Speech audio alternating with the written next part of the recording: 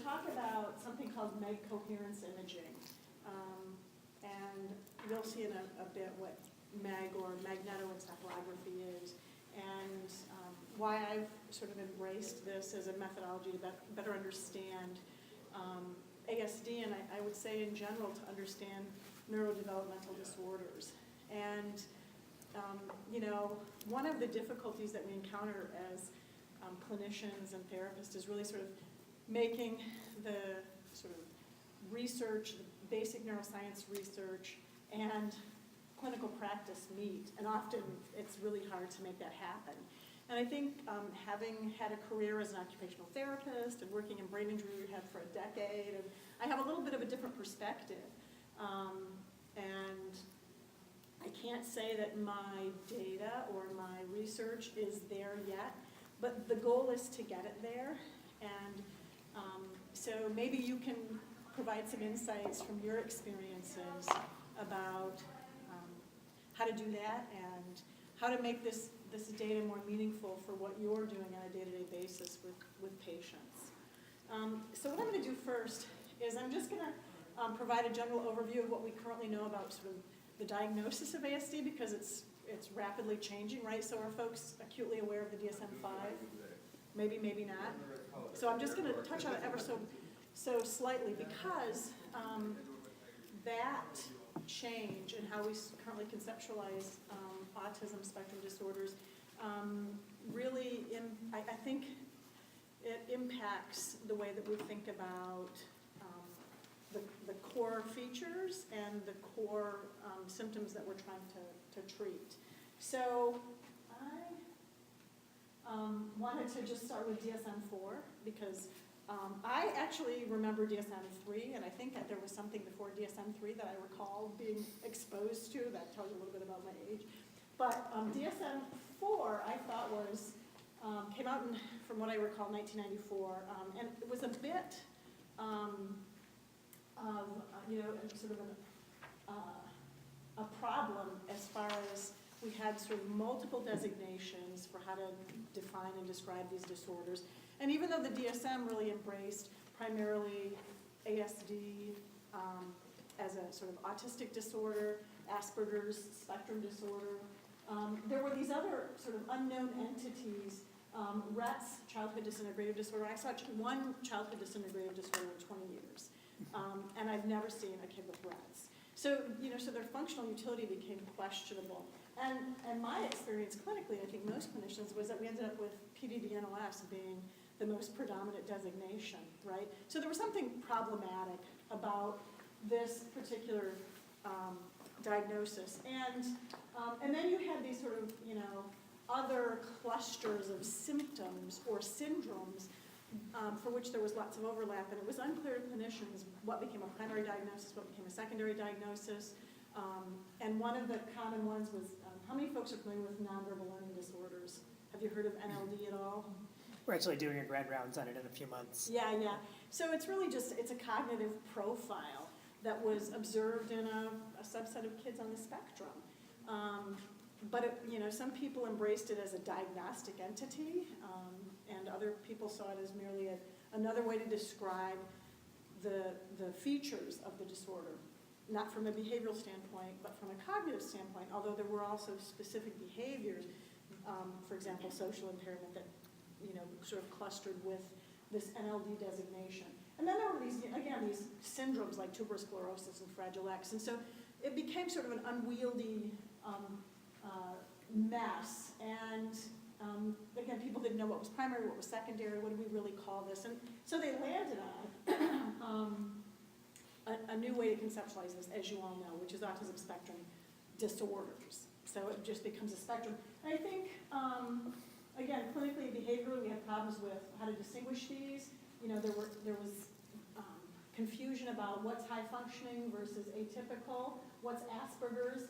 And I heard a talk not too long ago, and the gentleman who gave the talk said, you know, what we found with the DSM-4, you know, the question was, were we cleaving at the joint? Were these distinct syndromes? I don't like that word cleave, but it's, you know, were we cleaving at the joint so that Asperger's was actually different from autism? Or was it, you know, were we really sort of, you know, just sort of cutting meatloaf, and meaning that, you know, there wasn't a clear way to distinguish these disorders.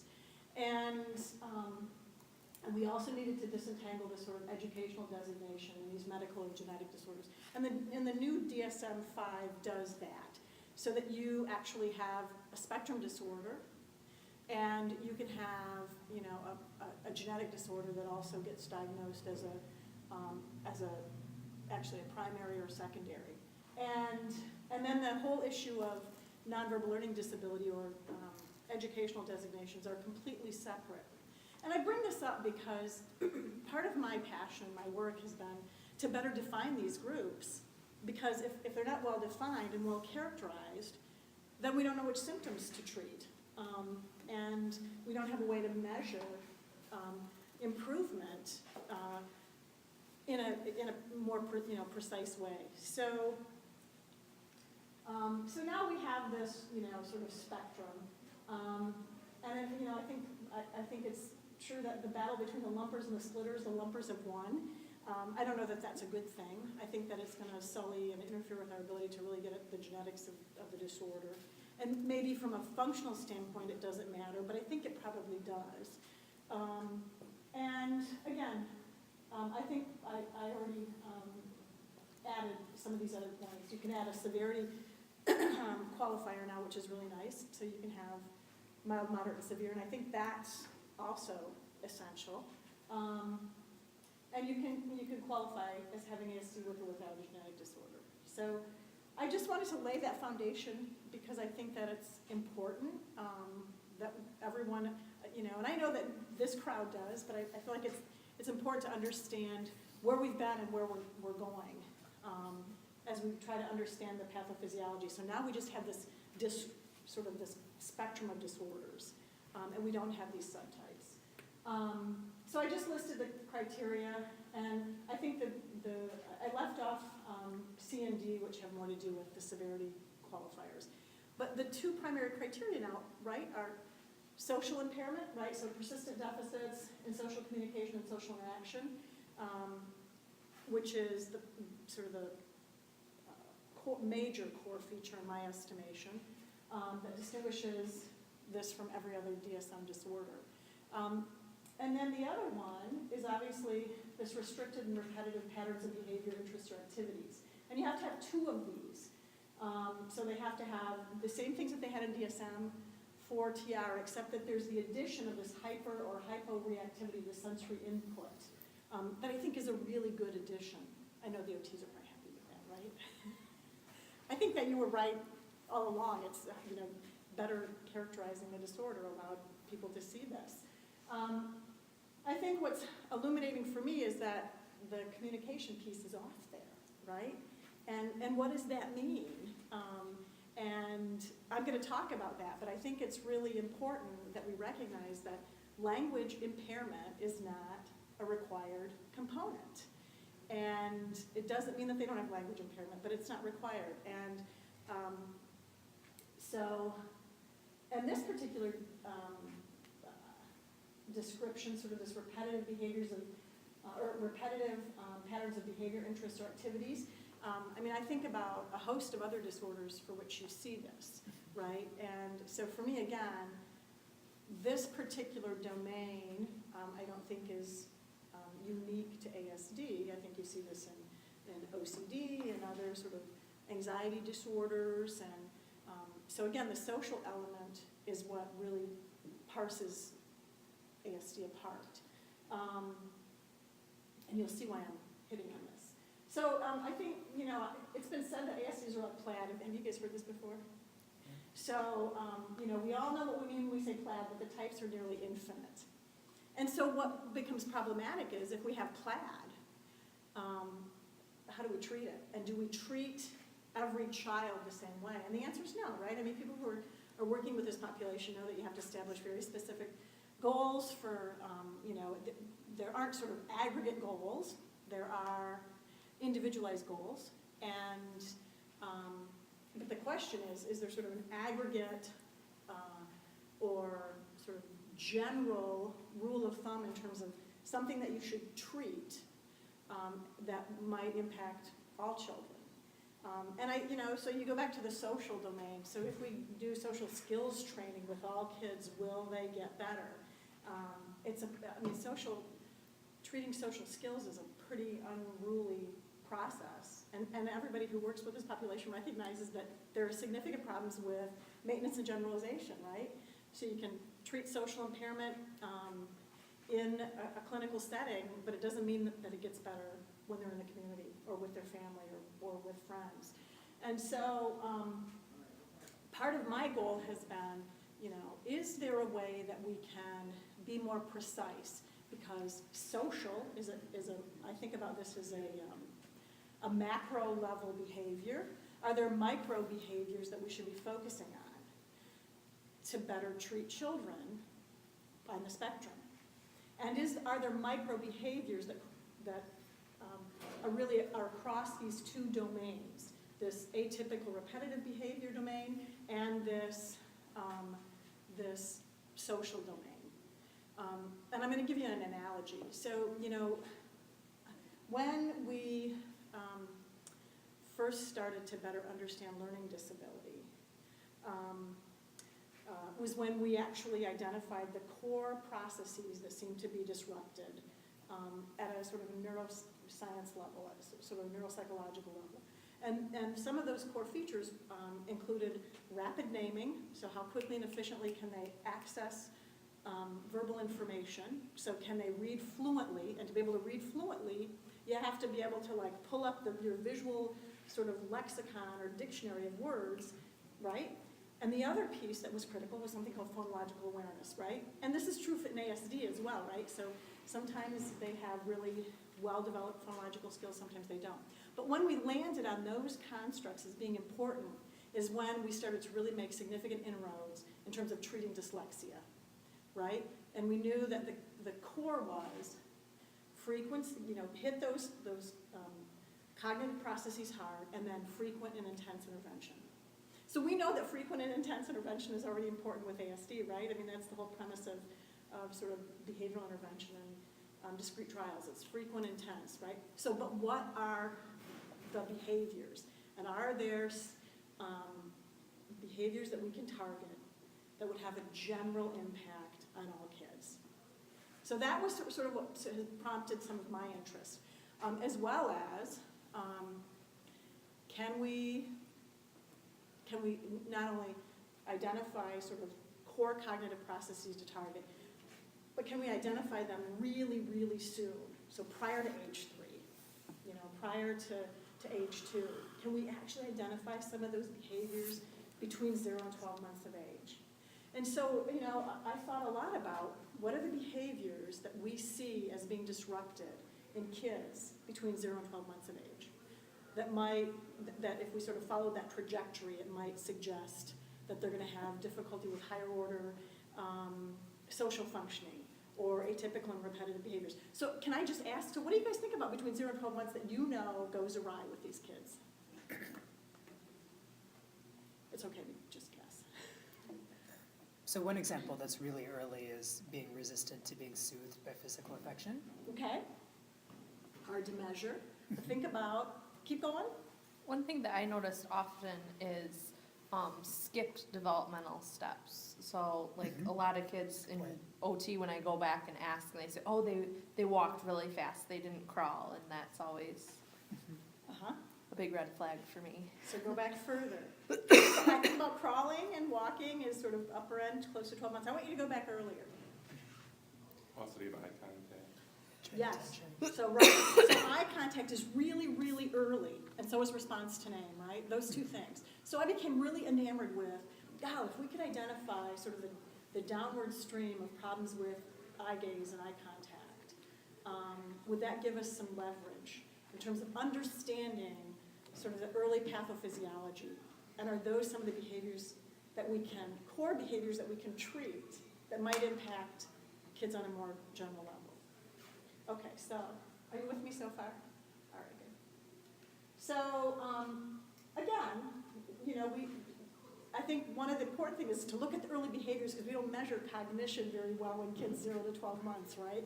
From 0 to 12 months, I mean, you guys are probably doing the Mullins or the Bailey if you guys are seeing the really young kids, right? But we're talking about the skills that you can really measure are basic perceptual skills, you know, maybe some early fine motor skills, receptive language, expressive language, right?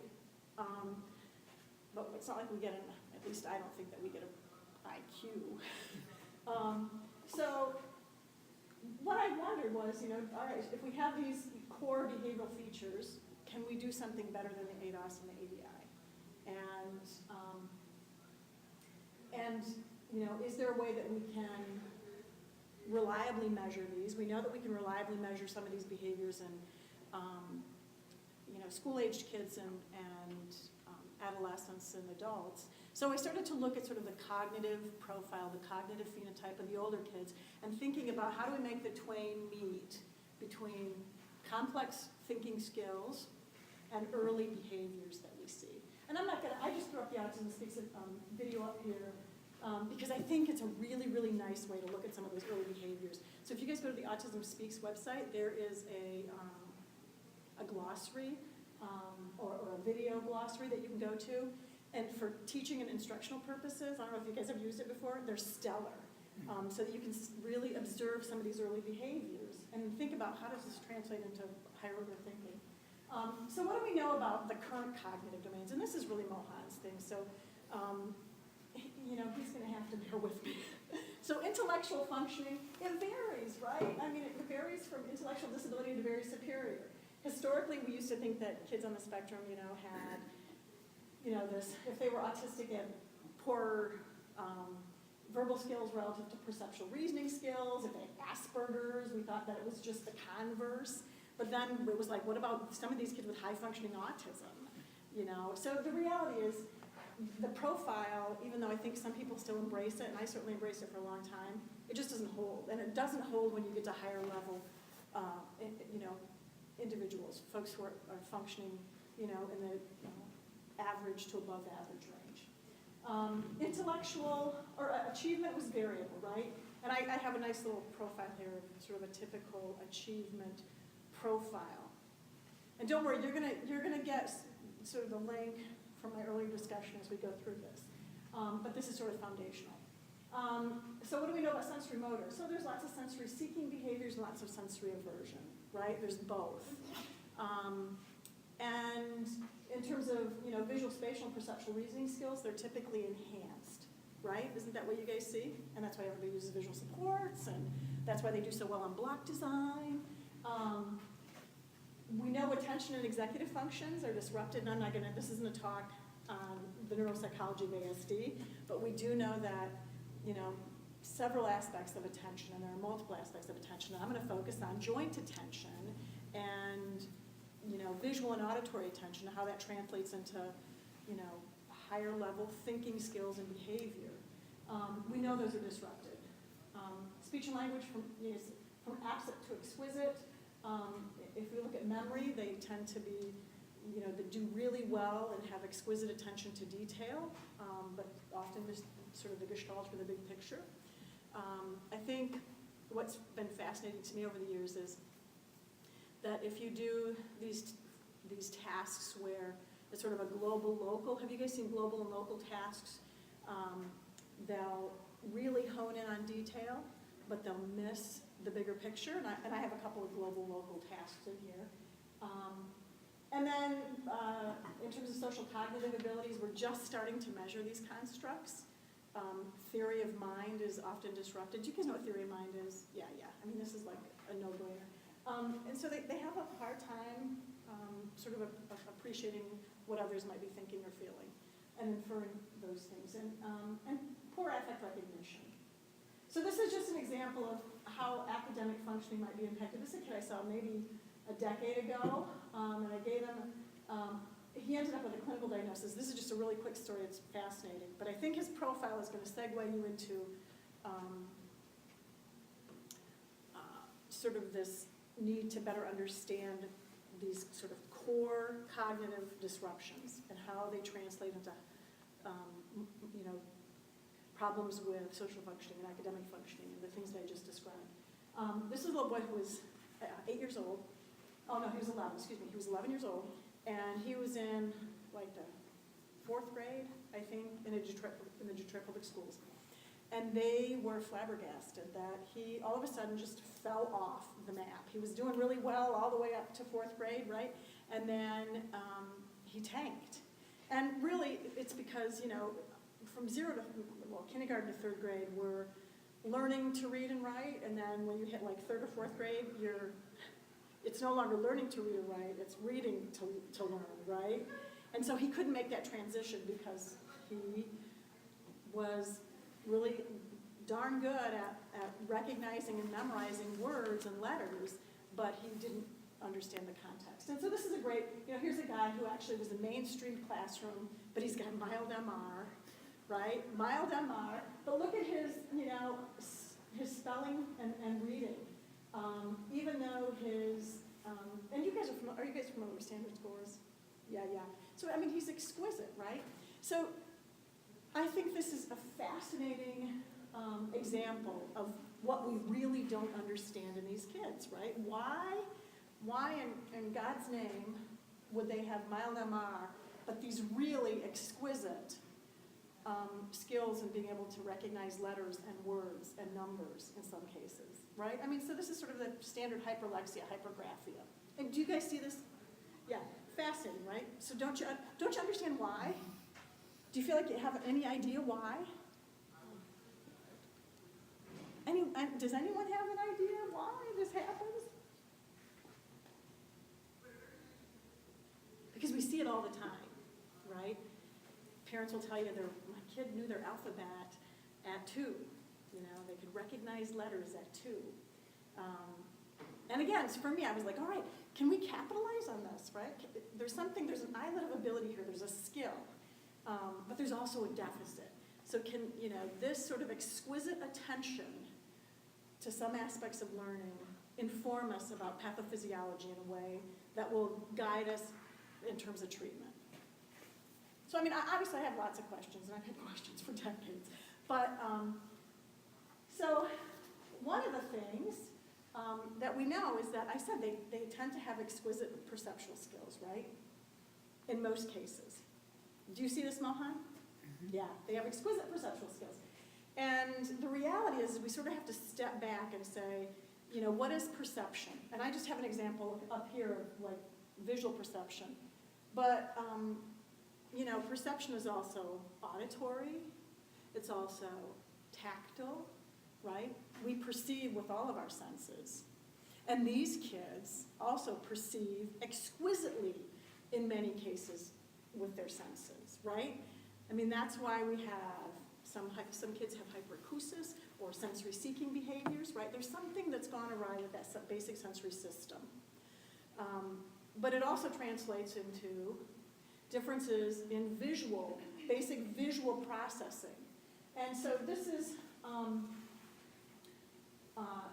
don't know if you guys know what the V1 area of the brain is, but here, this is a nice picture. So V1 is the primary visual area, back here in the back of the brain, right? And their V1 area is ramped up, right? So they're really good. If I look at this as sort of, they're really good at fleshing out those details of that tree, right? That's what that circle is. It's saying, you know, the V1 area is responsible for the pieces. But as we sort of move forward in the brain, then it takes those pieces and it puts them into a cohesive whole. But kids with autism don't do that very well, right?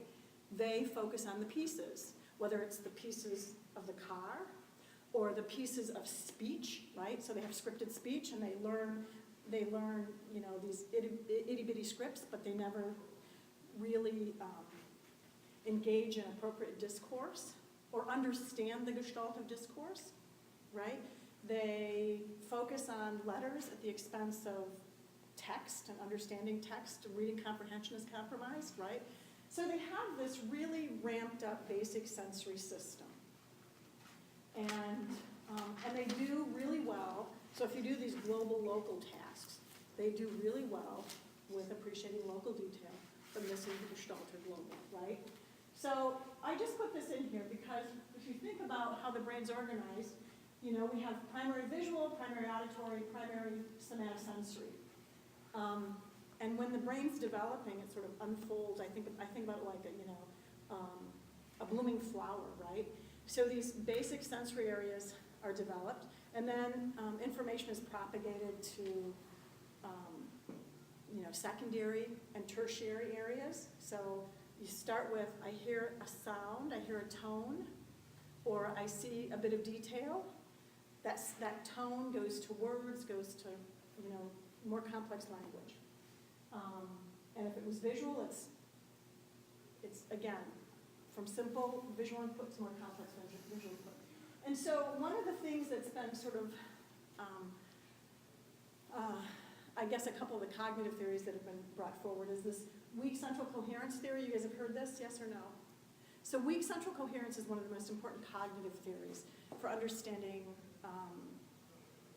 ASD and sort of their cognitive profile. And it basically says that, again, they do well with detail, but at the expense of gestalt. There's a hyper-focus on details. I don't care what the sensory system is. And they have this, enhanced perceptual functioning. So if you look at this middle figure of this baby button, this is an embedded figures task. They rock out on embedded figures tasks in terms of they can find the details. They can tell you that little triangles in the wheels, but they can't tell you it's a baby button. I'm sort of embellishing, but that's what happens. And the question is, why? And is there something that we can do to move them from, local detail to global processing, whether it's auditory, whether it's visual, and what's happening in the brain, and does it how does that correspond with what we see behaviorally, right? So this is just another sort of indication of what happens on a behavioral level. So have you guys seen this study before? So this is Ami Klin. So Ami Klin was at Yale Child Study Center, and he's now in maybe Atlanta. Anyway, this is a great study. So if you notice, these are neurotypical developing toddlers. These are kids with autism. And if you notice on the right, the attention, right? The attention is to the eyes here, but it's to the mouths here.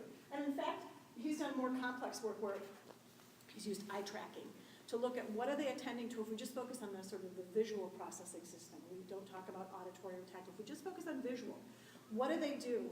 They tend to focus on an isolated element, typically the mouth, but at the expense of the gestalt, which then subsequently interferes with your ability to interpret social cues and probably make appropriate inferences about complex behavior, right? So this is really, I think, a foundational study in understanding some of the very basic early primitive deficits and how they manifest in sort of higher order difficulties. And so I asked earlier, so what's a very, one of the first behaviors that you see is disrupted in ASD. And what's your name again? It's Mike Jansen. Mike, yeah. So Mike said, they have problems with eye contact. And that's a really critical behavior, right? I'm sure you guys are trying to shape that up in intervention, right? Are you chronically prompting and trying to shape up attention to eye gaze and making sure that eye contact is enhanced? I don't know, maybe do you, don't you? Yeah, right? So it's a critical skill, and it occurs very early in development. It's linked to social communication. It's linked to language. In fact, it happens as early as 9 to 14 months of age.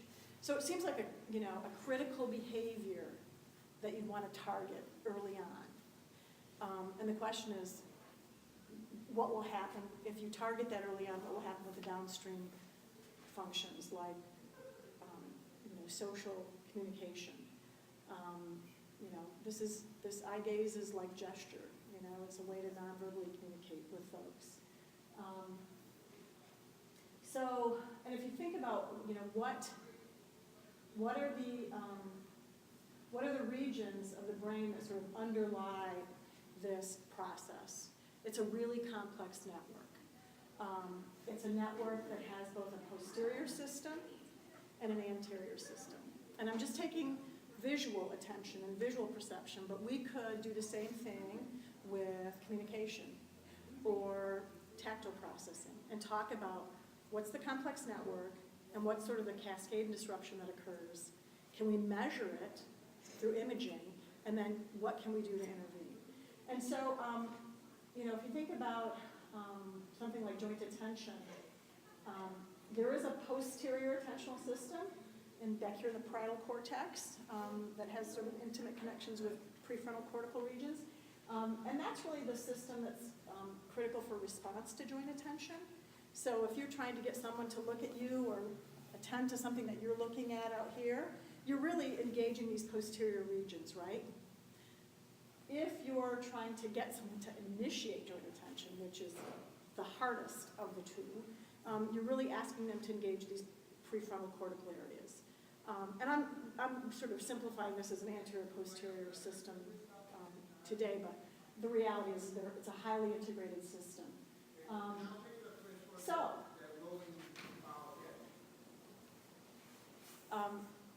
Not only is this system critical, this sort of attentional system for joint attention important, but the same network underlies theory of mind.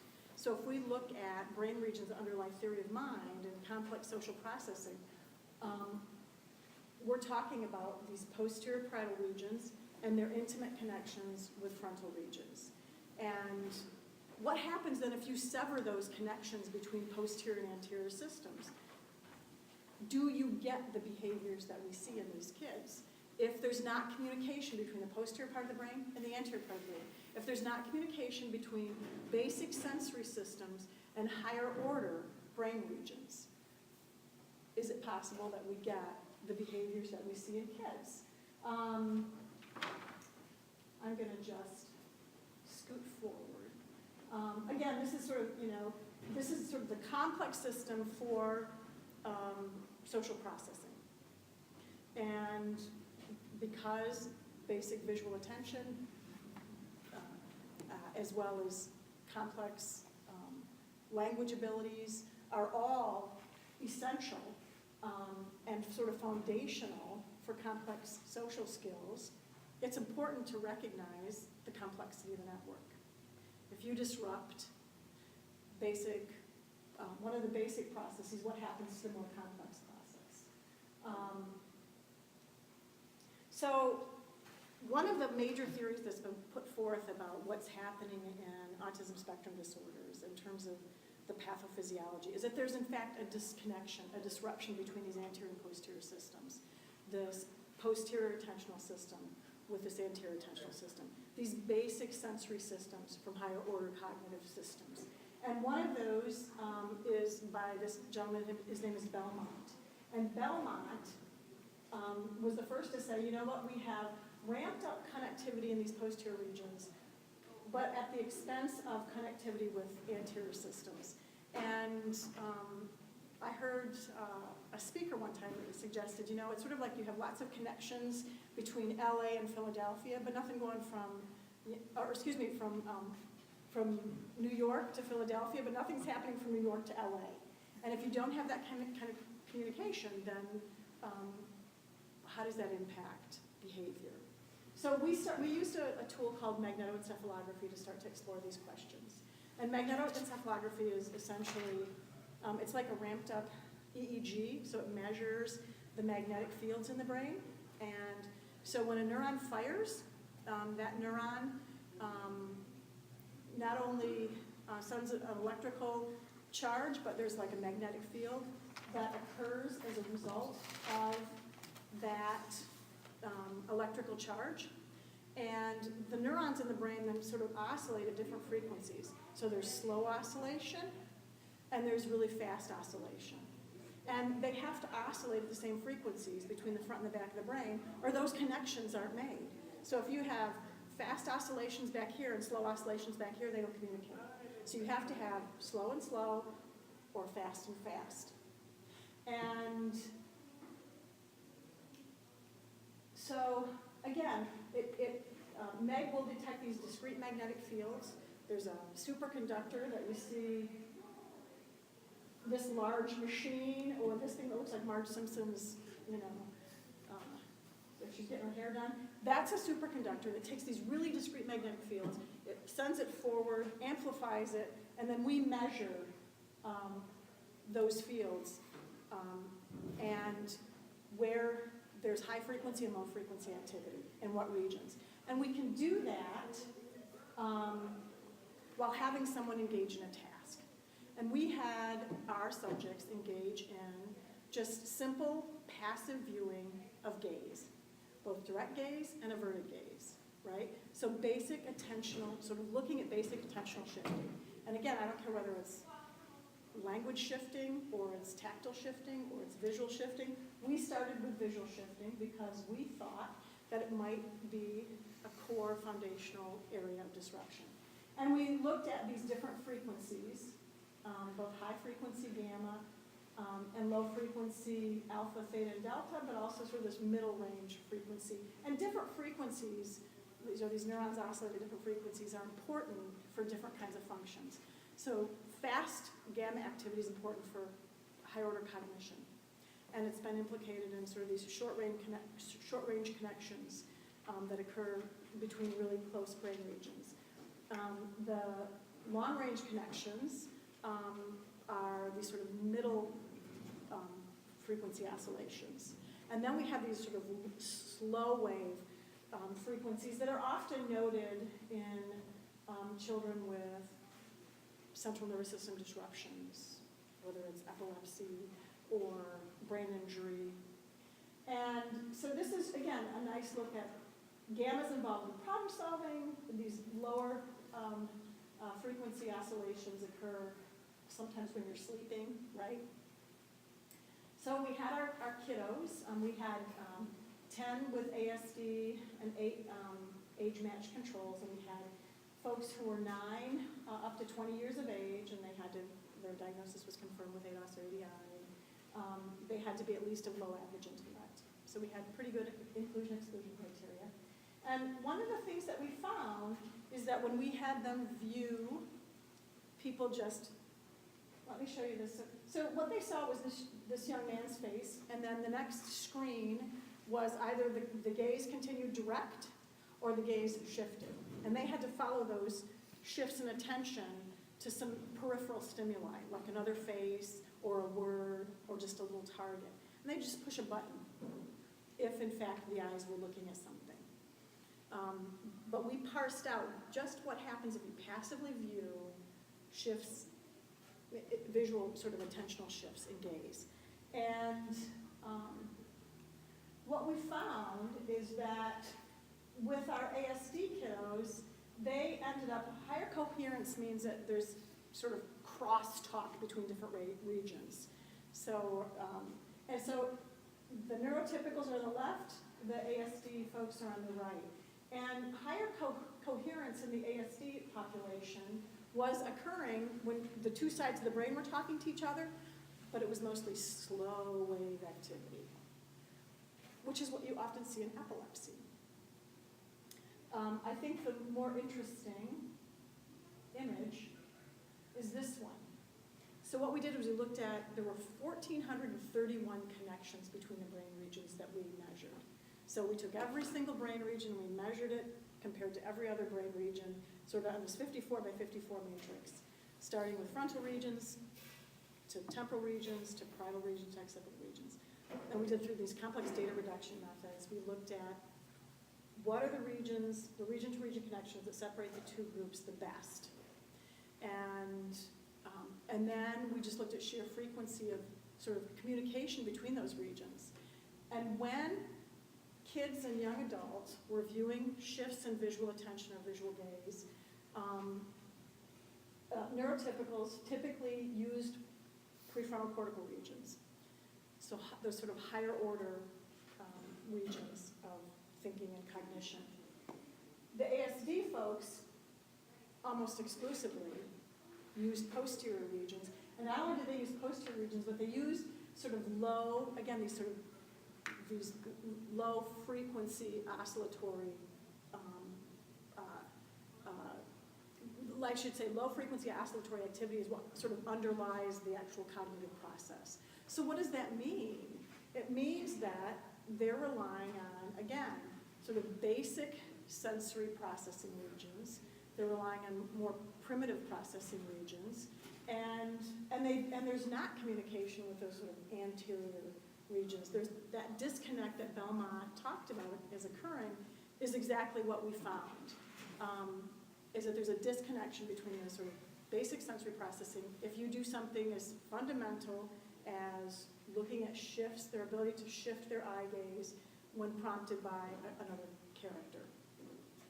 And for me, I suspect, and we're actually in the middle of collecting data, I suspect that the same thing will happen if we measure auditory shifts. So being able to shift from local to global is the problem that we anticipate. So they get stuck on local detail or local sounds, but can't necessarily shift to complex words or sentences or discourse.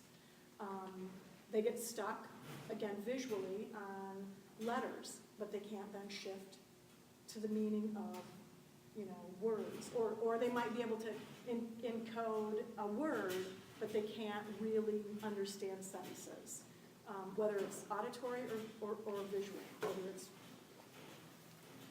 whether it's reading or speaking. And again, I think the same thing if we were looking at, if we decided to do sensory processing, the question is, would we get the same pattern? Would we get these sort of posterior ramped up parietal regions without a lot of discussion with higher order regions about, this feels like, something meaningful. All right. So again, what we found is really that there is this disconnection between these anterior-posterior regions. And the regions that seem to have the highest discrimination between the groups were this sort of really this frontotemporal area in the right hemisphere. And remember that the right hemisphere has much to do with social cognition. And when I showed you that brain with multiple regions, I mean, if you think about left hemisphere is really dominant for language, the right hemisphere is really dominant for social cognition. And visual attention, which is a core feature and an essential feature. Again, starting with simple joint attention between 9 and 14 months of age, but then there becomes a cascade of disruption over early childhood. And that cascade of disruption is, again, for sort of higher order social processing and theory of mind. So the question is, can we normalize those early disruptions in basic auditory attentional processes and basic visual attentional processes? I'm not even talking about sensory attention, right? In a way that will enhance that sort of downstream cognition and behavior. And there's two forms of intervention. One is pharmacotherapy, drugs, right? And the other is behaviorally. And you guys are already treating the behaviors, right? We treat it every day, whether it's through occupational therapy, speech and language pathology, ABA, or behavioral intervention. But would it make sense to focus on, and we talk about instructional control. I'm not talking about instructional control. I'm talking about, because we know these kids have disrupted attention, and they often have comorbid ADHD. I'm talking about a really significant focus on attentional shifts, and attentional shifts from their tendency to focus on local detail to global. And I don't have a program to do that, but the data suggests that that might be a really good way to do it. And you can measure it, right? You can measure those changes in behaviors.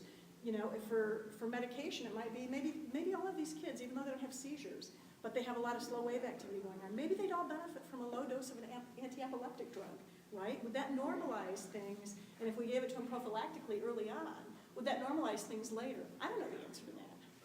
I mean, what I'm trying to do is, understand the cognitive profile and how it maps onto the pathophysiology, and then what do we do to treat it? And again, there's two forms of intervention, unless you guys know more. Medication and behavioral therapy, right? And behavioral therapy has more evidence than even pharmacotherapy. So there has to be a thoughtful way to do it, and a thoughtful way to target the behaviors. And again, the question is, if they have this really interesting cognitive and behavioral profile, that's the thing that's consistent with the populations, right? I mean, some kids have more impaired language, some kids have more atypical and stereotypic behaviors, but at a core, they may all have these very fundamental sensory attentional processing difficulties where they hyper-focus on, local, I don't care whether you call it a local feature or detail, and they miss the gestalt. So I'm just proposing, it's food for thought. I don't have the answer to that. But I think it's worth pondering, and it's sort of a theoretical question as much as it has, sort of treatment implications. Again, early disruptions in primary sensory and posterior regions likely has a negative and cascading effect on long-range neural connectivity throughout development. The essential feedback from systems, feedback systems from higher order processes and anterior sort of inhibitory mechanisms is compromised. And I think that it really does contribute to the sort of unique constellation of cognitive and neurobehavioral features that I think are persistent, even though it looks as though it's chaos. Like, why would they have this enhanced and this diminished? I mean, I think there's a way to explain it. I don't think the theory's been brought forth, but people are talking about disconnection.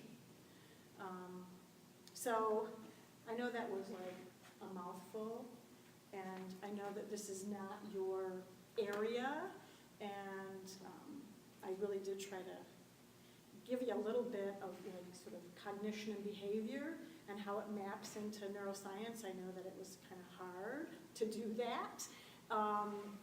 But I really would like to just take a couple minutes and ask sort of, what do you think? Make sense? Is that how you sort of conceptualize it? Had you thought about it like this before?